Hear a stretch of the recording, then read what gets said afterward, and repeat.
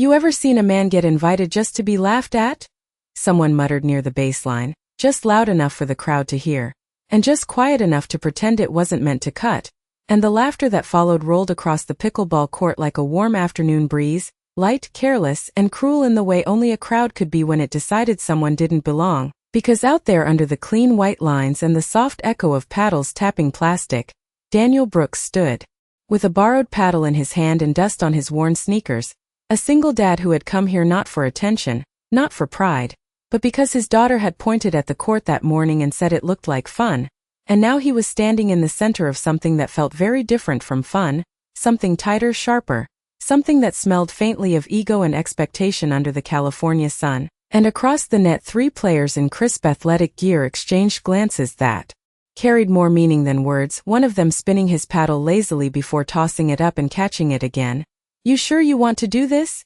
he asked with a smirk that didn't wait for an answer. "We can take it easy on you," another added, laughter sneaking into his voice, and Daniel just nodded once, calm, almost detached, like a man who had learned long ago that reacting only fed the moment. "I'll be fine," he said. Simple, even, and the words didn't rise, didn't challenge, didn't defend, they just existed, and for a second, a small, almost invisible second, something in the air hesitated, like it wasn't sure how to respond to someone who refused to play the role written for him. But the hesitation passed quickly, swallowed by the sound of sneakers squeaking and a ball bouncing once, twice, then stopping as one of the players leaned forward and lowered his voice. "Don't worry, this'll be quick." And a few people along the sidelines chuckled again, phones half raised, not for the sport but for the spectacle, because somewhere along the way, this had become a show, and above it all, from the shaded VIP seating that overlooked the court, Clara Whitmore watched without moving, her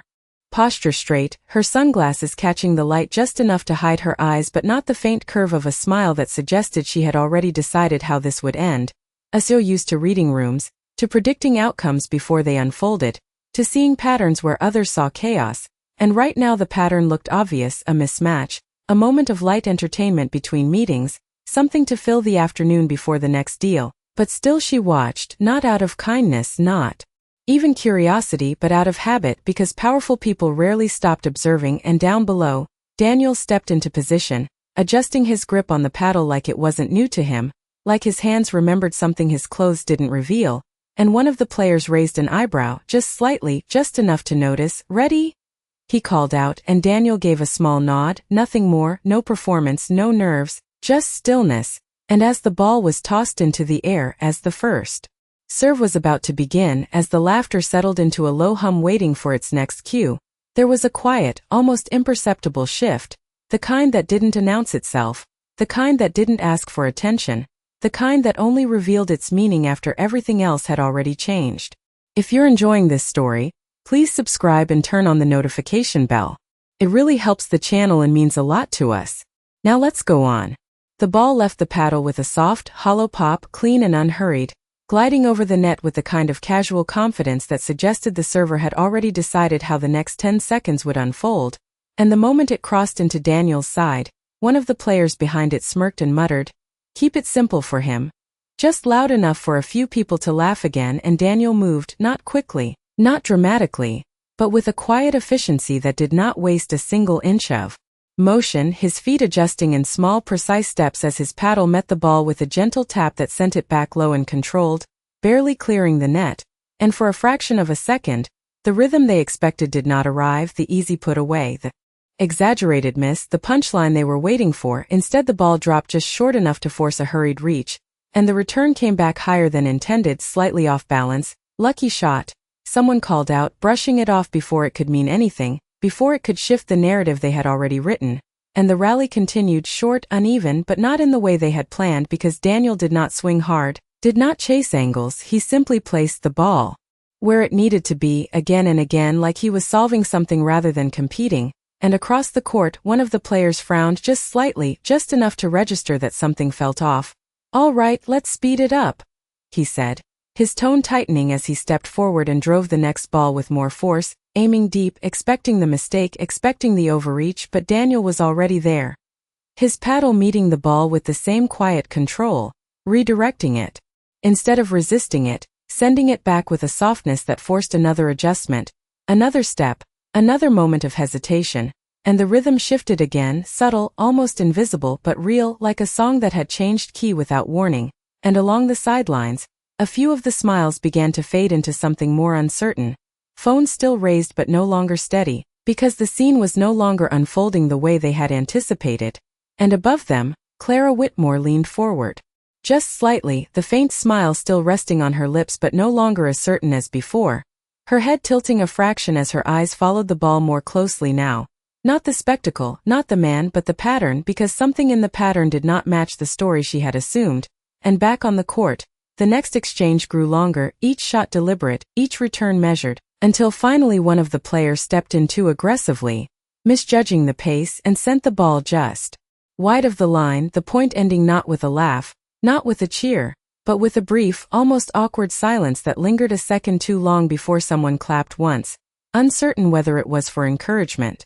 or surprise, and Daniel simply stepped back into position, adjusting his grip again, his expression unchanged, as if nothing unusual had happened at all. And that was the moment the first real crack appeared, not in the score, not in the skill, but in the certainty that this was ever going to be a joke. "All right, no more playing around," one of the players said under his breath, though the edge in his voice was no longer hidden behind humor but sharpened by something closer to irritation. And he bounced the ball twice with more force than before, the hollow echo cutting through the air as if he needed to remind everyone, including himself, that he still controlled how this would go. And across the net Daniel stood exactly where he had been, shoulders relaxed, eyes steady, not fixed on the crowd, not even on the opponent, but on the space between movements, the quiet space where decisions were made before they became visible. And the serve came faster this time, lower, aimed deep toward the corner, the kind of shot meant to push someone back, to force a defensive scramble. But Daniel stepped into it instead of away, meeting the ball early and guiding it back with a soft angle that barely cleared the net, dropping it just out of comfortable reach, and a quick shuffle turned into a late stretch, the return coming back rushed, slightly elevated, just enough for an easy finish that never came, because Daniel was already resetting, already placing the next shot not where it was expected, but where it would matter 2 moves later, and the rally stretched again, longer now, tighter, the sound of each contact crisp and deliberate, until the player at the net hesitated for half a second too long and sent the ball into the tape, the point ending not with laughter this time, not even with commentary, but with a brief, unsettled quiet that lingered like a question no one wanted to ask out loud, and someone near the sideline cleared their throat as if to break it. "Just a fluke," another voice added quickly, but it sounded thinner now, less certain, like it was trying to hold on to something already slipping away, and above them Clara Whitmore lowered her sunglasses slightly, just enough to see more clearly, her gaze narrowing as she tracked Daniel's footwork, the economy of it, the way he never overreached, never chased, never reacted the way inexperienced players did. And something in her posture shifted, subtle but real, the kind of shift that came when observation turned into analysis, and back on the court the next serve came even harder, driven with intention, with a quiet frustration that was beginning to surface. "Let us see you handle this," the server muttered, and the ball cut through the air with speed, but again Daniel met it without resistance, absorbing the pace and redirecting it with a controlled return that forced another awkward adjustment. And now the exchanges were no longer casual, no longer playful, they were calculated, each side testing, probing, adjusting, and for the first time the 3 players on one side were no longer aligned, their movements slightly out of sync, their confidence no longer shared but fractured into individual reactions, while Daniel remained the same, steady, composed, almost detached, as if the noise around him had faded into something distant and irrelevant. And when the point ended again,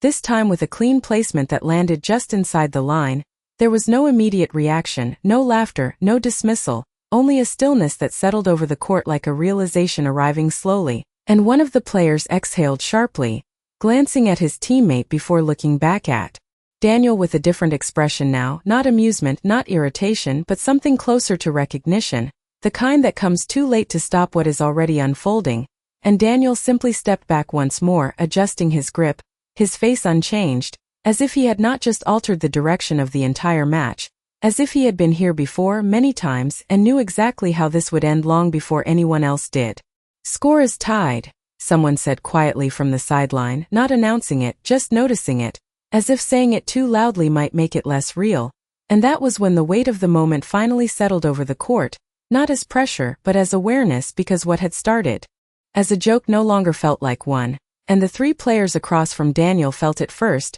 in the way their movements tightened, in the way their eyes flicked toward each other between points, searching for reassurance that none of them could quite provide, while Daniel stood alone on his side, calm, unhurried, his breathing even, his grip steady, as if the score meant nothing at all, as if the outcome had never been the point, and the next serve came with a sharper edge, faster, deeper, aimed with intent rather than amusement, and Daniel returned it with the same quiet precision, not forcing, not reacting, simply guiding the ball into space that seemed to appear just as he needed it. And the rally unfolded with a different rhythm now, no longer uneven, no longer experimental, but controlled, deliberate, every shot carrying purpose, and the sound of the ball striking the paddle echoed more clearly in the absence of laughter, each contact crisp, each movement measured until one of the players tried to break the pattern, stepping in aggressively, swinging harder, attempting to reclaim control through speed, but Daniel did not match the intensity. He absorbed it, redirected it, sending the ball back softer, lower,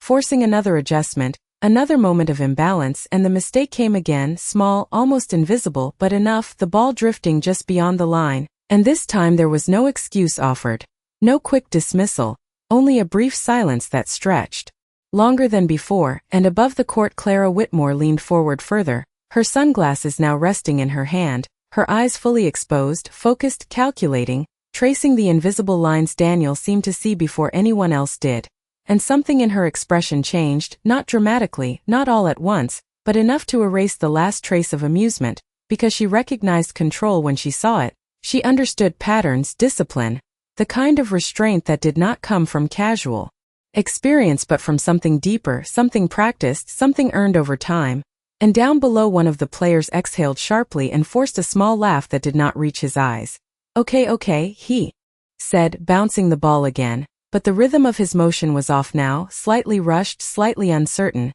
and the serve that followed lacked the same confidence it had before, just enough hesitation to be noticed, and Daniel stepped forward, meeting it early, placing the return with a subtle angle that drew the player out of position, and the rally shifted again, not in speed, not in intensity, but in ownership, because for the first time it was clear who was directing it, who was setting the pace, who was deciding where each exchange would lead. And it was not the ones who had invited him onto the court, and along the sidelines people lowered their phones without realizing it, their attention no longer on capturing a moment of embarrassment but on understanding what they were witnessing. And when the point ended once more with a clean, controlled placement that landed just inside the boundary, there was no reaction at all, not immediately, only a shared stillness that spread from the players to the crowd, from the court to the shaded seats above, and Daniel stepped back again, adjusting his grip with the same quiet motion as before, his expression unchanged, as if nothing had shifted, even as everything had. Play to the lines, one of the players muttered to his teammate, his voice low, controlled, but carrying the weight of someone trying to recover authority that had quietly slipped through his fingers, and for the first time since the match began, there was no laughter attached to the words, no performance, just instruction, and that alone said more than anything else, because the tone had changed, the purpose had changed, and the court felt different now, heavier, sharper, like the air itself had drawn a line between what this was and what it had become, and Daniel stood on his side without reacting, his posture unchanged, his eyes steady, as if none of it required acknowledgement, as if he had already accepted the shift long before anyone else noticed it. And the next serve came fast and precise, angled toward the sideline with clear intention, a shot designed not to test but to challenge, and Daniel moved just enough. His steps small, efficient, his paddle meeting the ball with a quiet redirection that sent it back at a softer pace, dropping it into open space that forced the players forward, compressing the court, tightening the distance, and suddenly the rhythm was no longer theirs to control, because every time they pushed, he softened, every time they rushed, he slowed, and the pattern became something they could not break, no matter how hard they tried to impose their own tempo, and the exchanges grew longer, each rally stretching past what felt comfortable, not because of speed but because of precision, because Daniel did not give them anything easy, did not offer mistakes, did not chase points, he simply placed them one after another like pieces in a sequence only he could fully see, and along the sidelines the silence deepened, not forced, not dramatic but natural, the kind that forms when attention replaces assumption, when people stop waiting for something to happen and start realizing that it already is, and above them Clara Whitmore did not lean back again, did not return to her earlier posture. Instead she remained forward, elbows resting lightly, her gaze locked onto the court with a focus that no longer belonged to casual observation, because she recognized what was unfolding now. Not just skill but discipline, not just control but restraint, the kind that could only exist in someone who had nothing to prove and everything already understood. And on the court one of the players exhaled sharply again, frustration now visible in the tightness of his shoulders. "Come on," he said, more to himself than anyone else, as he stepped into the next shot with added force, aiming deep, aiming decisive. But Daniel met it the same way he had met every other, with calm, with precision, with an almost effortless adjustment that turned the momentum back on itself, sending the ball just beyond comfortable reach, and the return came late, slightly off, enough for Daniel to guide the next shot cleanly into the open corner, ending the rally without flourish, without emphasis, just a quiet conclusion that left no room for argument. And this time there was no voice from the sidelines trying to explain it away, no quick label to contain it, only a stillness that settled deeper than before, because now it was undeniable. This was no accident, no series of lucky shots, no temporary imbalance, it was control, complete and deliberate, and the players across the net knew it, even if they had not yet found the words to admit it. And Daniel stepped back once more, adjusting his grip with the same steady motion, his face unchanged, as if the growing silence around him was not something he had created, but something he had simply allowed to arrive. "Finish it," one of the players whispered, but it did not sound like confidence anymore, it sounded like urgency, like someone trying to stop a slow unravel before it became visible to everyone watching. And the ball bounced once, twice, the rhythm slightly off, betraying the tension that had settled into their hands, and when the serve came it was fast, aggressive, aimed with intent, the kind of shot meant to force an ending, to reclaim control in a single moment. But Daniel stepped into it with the same quiet precision, his paddle meeting the ball with a soft, controlled touch that absorbed the pace and redirected it low over the net, and the rally began again, longer now, tighter, every movement deliberate, every shot measured, and the sound of the ball striking the paddle echoed clearly across the court, sharper than before, because there was no laughter left to soften it, only the steady rhythm of contact and movement, and along the sidelines no one spoke, no one shifted, even. The phones that had once been raised for amusement now hung still at people's sides, forgotten, because what they were witnessing no longer fit the story they had expected. And above them Clara Whitmore did not blink, her gaze fixed, her posture forward, her mind no longer observing but analyzing, tracing the invisible lines that Daniel seemed to follow without effort. And she saw it now, the pattern, the discipline, the restraint, the way he never chased a point but guided it, never forced an outcome but allowed it to unfold exactly where it needed to. And back on the court one of the players stepped forward again, trying to break the rhythm, trying to impose speed, but Daniel slowed it, softened it, placing the ball just out of reach, forcing another adjustment, another misstep, and the return came back higher than intended, just enough, just barely, and Daniel moved into position, not rushing, not striking hard, but guiding the ball cleanly into open space, ending the rally with a quiet finality that carried more weight than any celebration could. And for a moment no one reacted, not the players, not the crowd, not even the ones who had been laughing minutes before, because the realization had fully arrived now, settling over the court like a stillness that could not be broken. And one of the players exhaled slowly, lowering his paddle, his shoulders no longer tense but heavy, as if the effort to maintain the illusion had finally given way to something more honest. And Daniel stepped back once more, adjusting his grip with the same calm motion, his expression unchanged, his breathing steady, as if the silence around him was not something he had created but something he had always understood would come. And above it all Clara Whitmore straightened slightly, her eyes narrowing not in judgment but in recognition, because she knew what she was looking at now, not just a man playing a game, but a man who had mastered something far deeper, something that did not need to be announced, did not need to be proven, something that revealed itself only when everything else fell quiet. And for the first time since she had arrived she did not smile. "Last point," someone said quietly, though no one had officially called the score. No one had announced anything at all, but everyone felt it, the weight of a moment that had slowly built without permission. And the player holding the ball hesitated just long enough for it to be noticed,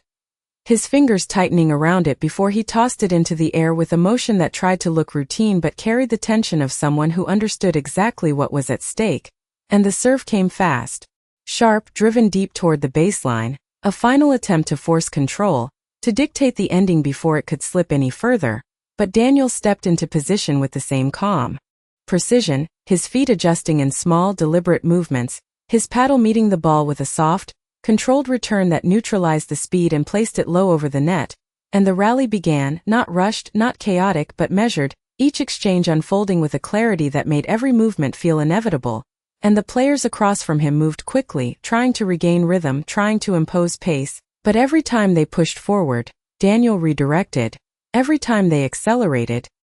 he slowed, guiding the ball into spaces that forced hesitation, forced adjustment, forced awareness, and the rally stretched longer than any before it, the sound of the ball striking the paddle echoing in the stillness that had settled over the court, crisp and deliberate, like a quiet conversation no one dared interrupt, and along the sidelines no one spoke, no one shifted, even the smallest movements felt out of place now, because the outcome was no longer uncertain. It was unfolding in real time, undeniable and precise, and above them Clara Whitmore watched without blinking, her expression no longer guarded but focused, her mind tracing every movement, every decision, every subtle shift in control, and she saw it clearly now, not just skill, not just experience but mastery, the kind that did not rely on force or display, the kind that revealed itself through restraint, through patience, through an understanding of timing that could not be taught quickly or easily. And back on the court, one of the players stepped in aggressively, trying to end it, trying to break the pattern with a decisive shot,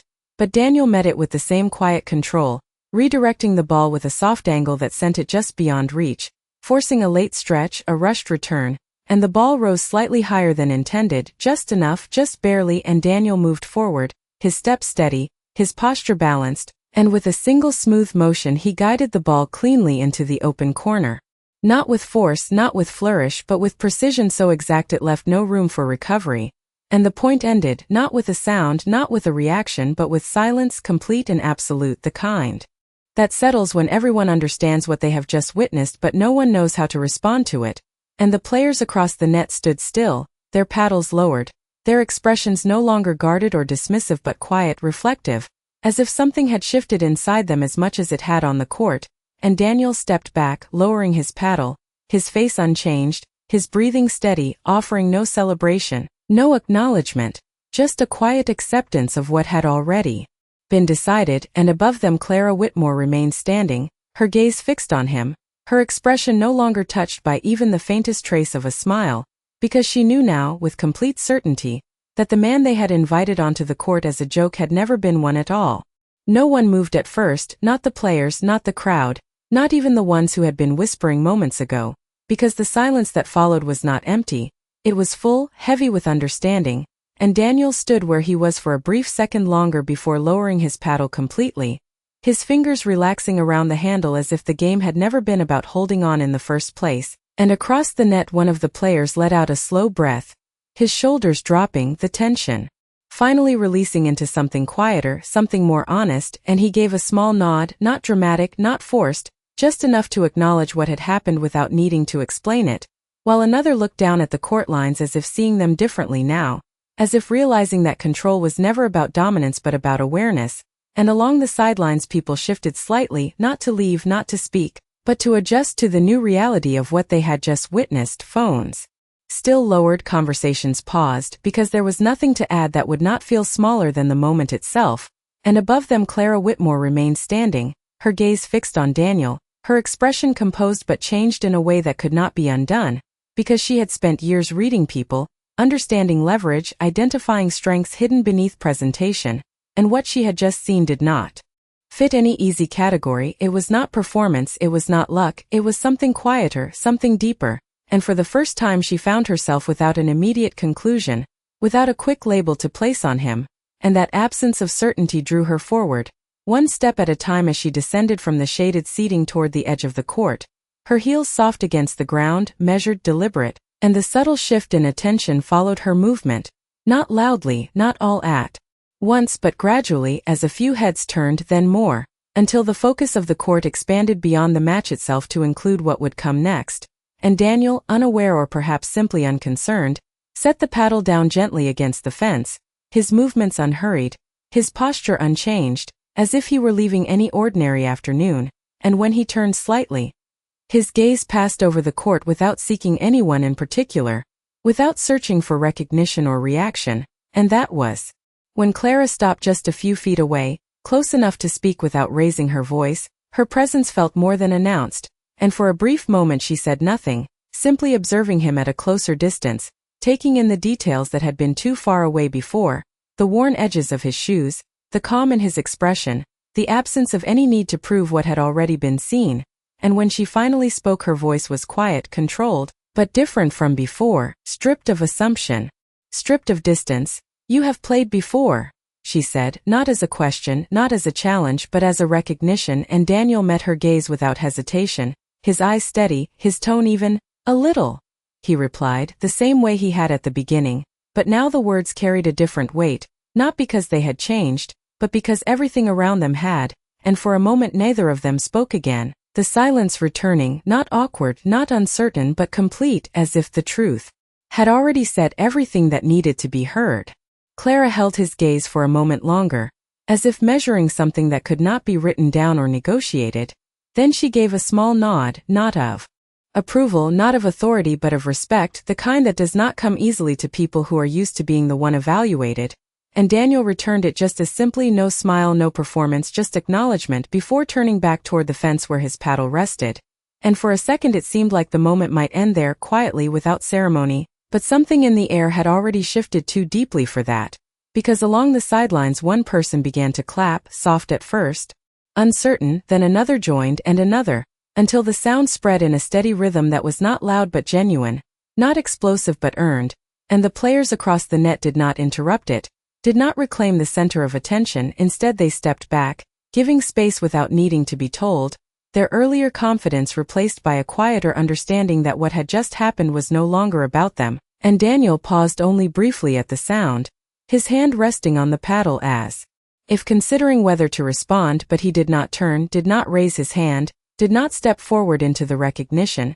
He simply picked it up and held it loosely at his side, his posture unchanged, because for him the applause was not the point, never had been, and Clara watched that too, the absence of reaction, the refusal to step into the spotlight that had suddenly been offered, and something in her expression softened. Not in weakness but in clarity, because she understood now that the control she had seen on the court extended far beyond it, that it was not a skill he turned on and off, but a way of being, a discipline that shaped every movement, every choice, every silence. And she took a step closer, not to assert presence but to close distance, her voice quiet when she spoke again. "Daniel Brooks," she said, reading the name that had quietly circulated through the crowd. "I run Whitmore Dynamics." And there was a brief pause, not for effect, but because she was choosing her next words carefully, something she did not often need to do. "We value people who understand control the way you do." And the offer was not stated directly, not framed as opportunity or transaction, but it was there, implied, clear enough for anyone listening to recognize. And Daniel turned slightly, meeting her eyes again, his expression steady, his tone even. "I appreciate that," he said. And for a moment it seemed like he might say more, like he might step into the path that had just been opened in front of him, but instead he glanced briefly toward the edge of the court where a small girl stood near the fence, her eyes wide, her smile bright, waiting without calling out. And the shift in his focus was immediate, complete, and when he looked back at Clara his answer had already been decided. "But I have somewhere I need to be," he added, not apologetic, not dismissive, simply honest. And Clara held his gaze for a second longer before nodding again, this time with full understanding, because for the first time in a long time she was not the one setting the terms. And Daniel turned, walking toward his daughter with the same calm, unhurried steps he had carried onto the court, the applause fading naturally behind him, not because it ended, but because it was no longer needed. And as he reached her she slipped her hand into his without a word, looking up at him with quiet admiration that required no explanation, and together they walked away from the court, from the crowd, from the moment that had briefly placed him at the center of everything, leaving behind a silence that felt different now, not empty, not uncertain, but complete, as if everyone who remained had just learned something they could not unsee. That dignity does not ask to be noticed, it simply stands steady and quiet, until the world has no choice but to stop and listen. In one of the most powerful, touching stories you will hear, a struggling single dad is set up as a joke on a sunny pickleball court while a confident female CEO watches from above, expecting entertainment but witnessing something far deeper. What begins as laughter slowly transforms into silence as the single father reveals quiet control, discipline, and unshakable dignity that shifts the entire crowd's perception. This touching story's moment captures how true strength does not shout but speaks through action, leaving even the most powerful observer rethinking everything she believed about success and respect. As the female CEO steps closer, no longer smiling, she recognizes a rare kind of mastery that cannot be taught or bought, only lived. This is why touching stories like this resonate so deeply, because they remind us that humility, patience, and character still matter in a world driven by ego. By the end, the single dad walks away not with applause, but with something far greater, leaving behind a silence that defines the heart of touching stories and the true meaning of dignity. If this story stayed with you, you're not alone. Subscribe. There's more waiting to be told.